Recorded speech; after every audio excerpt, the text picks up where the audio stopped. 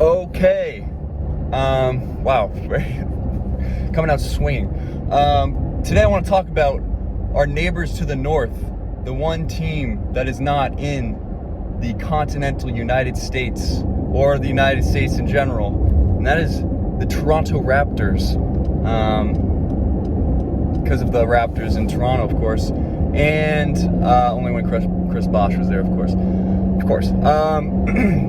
Toronto, tough season last year.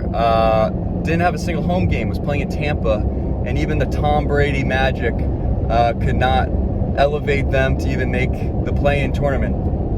So they wind up with the 4th pick in the draft. Generally, my perception was that they were going to go Jalen Suggs at 4, with the assumption that Kyle Lowry was out. Suggs just seems like the kind of like plug-in kind of guy that would fit Toronto's needs at point guard. Wouldn't be a huge learning curve, and yet instead of zigging, the Toronto Raptors zagged. Or instead of zagging, whatever, they did the opposite of what we thought they would do, and went Scotty Barnes at 4, and then now are potentially shopping Pascal Siakam. And I don't see it. Scotty Barnes did have some impressive moments during the summer league. That's not gonna really do anything when the regular season comes. And now, I don't know the argument there in terms of maybe he's got a higher ceiling than Suggs, higher ceiling, lower basement. The 4 slot, I feel like most guys that go 4, I don't know the last superstar that went 4 off the top of my head. The only person I can think of right now is Tristan Thompson, who went 4, and whenever that draft was. Yeah, because now OG Anunoby, Scotty Barnes, and Pascal Siakam kind of occupy the same role, and they have Goran Dragic, who immediately after the trade basically said, I want nothing to do with Toronto. I don't plan on playing for him, and then kind of backtracked after and was like, listen, Toronto, you got a ring and I don't, or something like that. So off to a great start with him as your starting point guard. I don't feel great about that. Maybe you get something in a trade for him. I don't know. Or maybe you start. Van Fleet is not very tall, and so to have just for them to make it work with Kyle Lowry and him in a backcourt and not have any sizes. They got some girth, but not so much height. So maybe you slide Van Fleet to the point guard.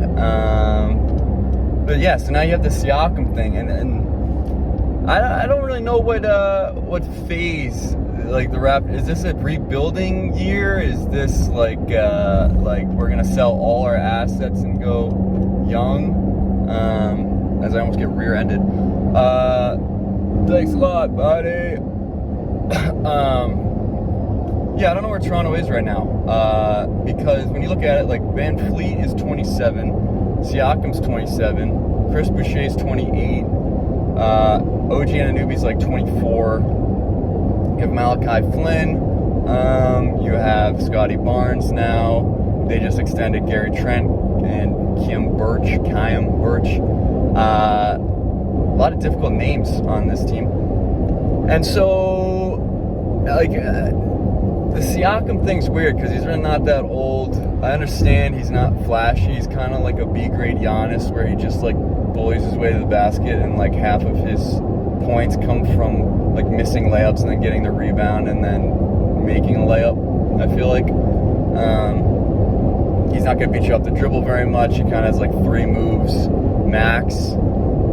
But I don't know. I feel like if you trade him, and he's 30 million plus, I can't see a deal that benefits Toronto, at least immediately, from that includes Pascal, because maybe if a pick lands and works out for them, I could see it, but I don't know if you're gonna get a great package for him. I don't know what his stock really is right now. I don't think it's that high. He didn't have a great year, but no one in Toronto did. And I almost want to say, and listen, I'll be honest, last year I looked at this team and was like, yeah, they'll be fine. They'll probably be like a 2 seed because, all right, they lost Serge Ibaka, Marc Gasol, but, you know, Chris Boucher, Aaron Baines can fill that void. Other than that, it's basically the same team. And then they lost like 10 of their first 12 or something, and I was like, ah, shit. But then they came back and got to like, I don't know, 7th or 8th, and then fell out again. Had COVID stuff, and like Nick Nurse seems to be kind of heralded as you know, one of the top coaches in the league.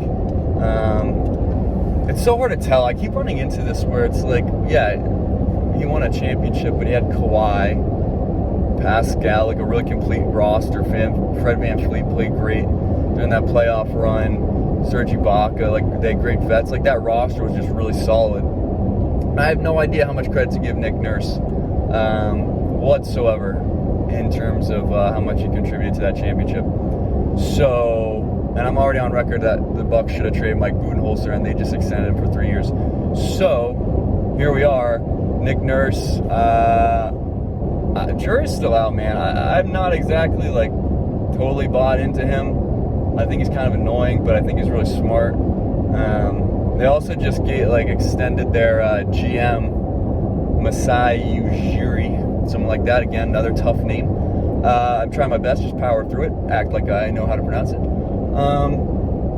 And so, yeah, it seems like they've really handed him the keys and are like, listen, build the roster you want. I hate, you know, to see Norman Powell go hurt a lot. I'm a big Norm guy. But, you know, Gary Trent pretty much does the exact same thing, and they got him for cheaper, and he's younger, so you can't really argue with that. But at the end of the day, Norman Powell does look like the guy from that animated spy movie with Will Smith that I don't think anyone watched, that I personally didn't watch. He also looks like Nacho from Better Call Saul. I think that's his name, Nacho. Anyway, sorry, weird tangent about Norman Powell.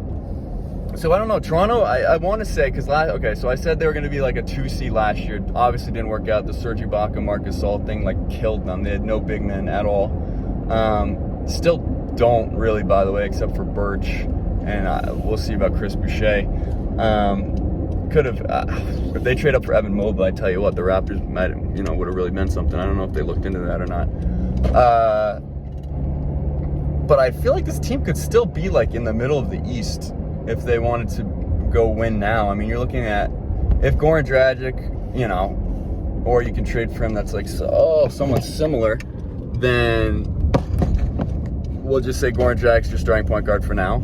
And then, you know, Gary Trent, OG, Pascal, Chris Boucher, and then you have Scotty Barnes coming off the bench, Malachi Flynn they like a lot. Like, that's a pretty solid, balanced roster. Like, there's no one you can really attack in that lineup that I'd be like, yeah, that's a mismatch every time. And I feel like they would win some games. Like, if they actually get a home court and don't have any COVID issues,